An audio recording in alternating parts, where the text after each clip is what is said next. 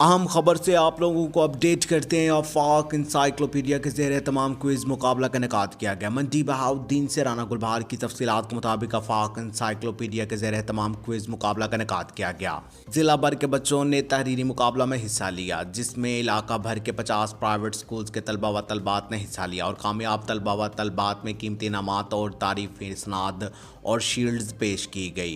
तकरीबात के मेहमान खसूसी मोहम्मद बशीर अहमद अत्तार, सदर एप्समा Saqib, Haider Ranjha, Maroof teacher trainer Sajid Ahmad Khan, Hafiz Mohammad Ahsan, doctor Zafar Abbas Jazib, Hafiz Mohammad Asif, area manager Malakwal थे। जबकि तकरीब में स्टेज सेक्रेटरी के Faiz Shabbir Ahmad, senior area manager Mandi Bahauddin ने अदा किए। इस मौका पर मेहमानान गिरामी ने अपना खिताब करते हुए कहा कि आफाक बुक्स का इदारा की मैनेजमेंट ने हमेशा ही तलबा व तलबात के लिए मुख्तलिफ मुकाबला जात मुनक्किद करवा कर बच्चों को बहुत सी मालूमात फराहम की और मुकाबला जात की वजह से बच्चों की जहनी नशोनुमा परवान चढ़ती है।